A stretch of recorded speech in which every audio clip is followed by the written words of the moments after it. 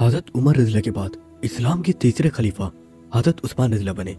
حضرت عثمان رضی اللہ اور حضرت عمر رضی اللہ کی پرسنالٹی بالکل اپوزٹ تھی۔ بچپن سے ایک بہت بڑا بزنس مین ہونے کی وجہ سے حضرت عثمان رضی اللہ کا سارا فوکس اس خلافت کی اکانومی پر تھا، کیونکہ ان کا اب یہ ماننا تھا کہ جنگوں سے زیادہ اس خلافت کی اکانومی کو اسٹیبل کرنے کی ضرورت ہے۔ تو انہوں نے اس وقت کا سب سے ریچ علاقہ ایجپٹ جو مسلمانوں کے انڈر تھا، اس کے گورنر عمر بن عاص کو حضرت عثمان رضی اللہ نے اپنے پاس بلایا اور ان سے کہا کہ کیا بات ہے کہ تم ایجپٹ سے مدینہ کی طرف بہت کم ٹیکس بیچ رہے ہو؟ تو انہوں نے کہا کہ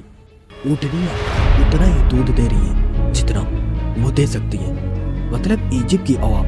اتنا ہی ٹیکس دے رہی ہے جتنا وہ دے سکتی ہے۔ اس پر حضرت عثمان رضی اللہ نے حضرت عمر بن عاص کو ان کی پوزیشن سے ہٹا دیا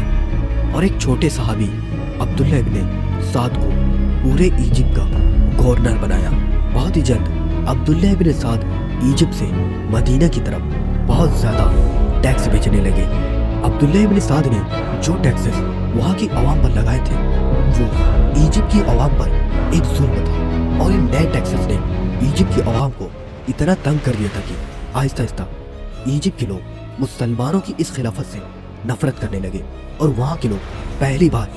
یہ سوچنے لگے کہ کسی طرح مسلمانوں کی اس خلافت سے اپنی جان چھڑائی جائے۔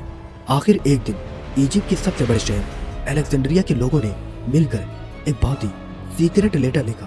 اس وقت کے سپر پاور رومن امپائر کے بادشاہ کے نام، جس میں انہوں نے لکھا کہ یہی وقت ہے مسلمانوں کی اس خلافت پر حملہ کرنے کا، اور جیسے ہی آپ کی فوج مسلمانوں پر حملہ کرے گی ایجپٹ کی پوری عوام مسلمانوں کے خلاف بغاوت کر دے گی۔ اسی لیے without wasting any time Roman empire کے بادشاہ نے 300 جنگی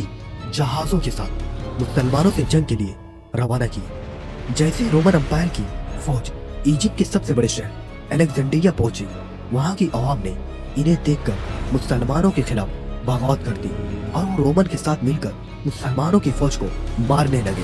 اور بہت ہی آسانی سے انہوں نے الیگزینڈریا جیسی امپورٹنٹ سٹی کو مسلمانوں سے چھین لیا۔ صرف کچھ ہی مسلمان ایسے تھے جو بہت ہی مشکل سے اپنی جان بچا کر الیگزینڈریا سے بھاگ گئے اور سیدھا ایجپٹ کی کیپٹل کی طرف گئے، اور جا کر مسلمانوں کے گورنر عبداللہ بن سعد کو بتایا کہ پورے ایجپٹ میں مسلمانوں کے خلاف ایک بہت بڑی بغاوت ہو چکی ہے۔ لیکن اب مسئلہ یہ تھا کہ عبداللہ بن سعد ایک بہت ہی نئے گورنر تھے، اور وہ اس سے پہلے کسی بھی بڑی جنگ کے لیڈر نہیں تھے۔ اسی لیے مسلمانوں کو اس بات کا ڈر تھا کہ ہمارے یہ گورنر عبداللہ بن سعد رومن امپائر کی اتنی بڑی فوج سے جنگ نہیں جیت پائیں گے، اور ایجپٹ ہمیشہ کے لیے مسلمانوں کے ہاتھوں سے نکل جائے گا۔ اسی لیے ایجپٹ کے مسلمانوں نے مل کر خلیفہ عثمان رضی اللہ کی طرف ایک لیٹر بھیجا کہ عبداللہ ابن سعد کو ہٹا کر ان کی جگہ دوبارہ عمر بن عاص کو ایجپٹ کا گورنر بنایا جائے، کیونکہ عمر بن عاص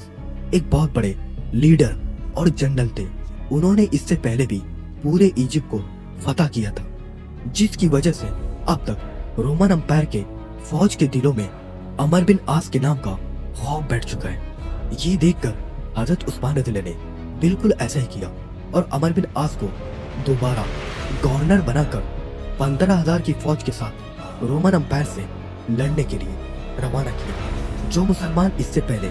رومن امپائر کی فوج کے سامنے بالکل مایوس ہو چکے تھے، اب عمر بن عاص کو ایجپٹ میں داخل ہوتے ہوئے دیکھ کر وہ سب لڑنے کے لیے دوبارہ تیار ہوئے،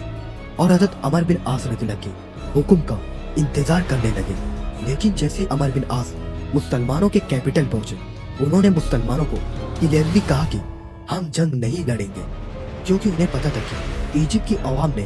صرف اور صرف عبداللہ ابن سعد کے سخت ٹیکسوں کی وجہ سے مسلمانوں کے خلاف بغاوت کی ہے۔ اس کے علاوہ انہیں مسلمانوں سے کوئی شکایت نہیں ہے، اور یہاں کی عوام بالکل بھول چکی ہے کہ اصل میں رومن امپائر کتنی ظالم امپائر ہے۔ عمر ابن عاص مسلمانوں کو سمجھانے لگے کہ جب ایجپٹ کی عوام رومن امپائر کے ظلموں کو دیکھے گی، وہ خود بخود ان کے خلاف ہو جائیں گے، اور ہم جنگ کے بغیر ہی جیت جائیں گے۔ جو حضرت عمر بن عاص نے کہا تھا एग्जैक्टली ऐसा ही हुआ। रोमन अंपायर इजिप्ट पर हमला करने के बाद यहाँ के हजारों इनोसेंट लोगों को मारने लगी, उनके दुकानों और घरों को लूटने लगी और इवन उनकी औरतों और बच्चों को भी नहीं छोड़ा। इसी तरह जुल्म करते हुए जैसे ही रोमन अंपायर की फौज मुसलमानों के कैपिटल के करीब पहुंची, वो इस वक्त तक यहाँ की आवाम पर इतना जुल्म कर चुकी थी कि अब हालात बिल्कुल बदल चुके थे। मतलब इजिप्ट की सारी आवाम रोमन अंपायर को छोड़कर मुसलमानों के साथ मिल चुकी थी।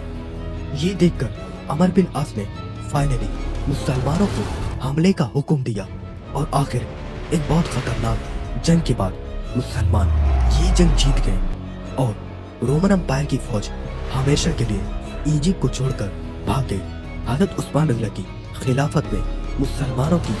ये फतह इतनी बड़ी थी कि अगले 1000 साल तक कोई भी मुसलमानों से इजिप्ट नहीं छीन सका और आज तक इजिप्ट मुसलमानों के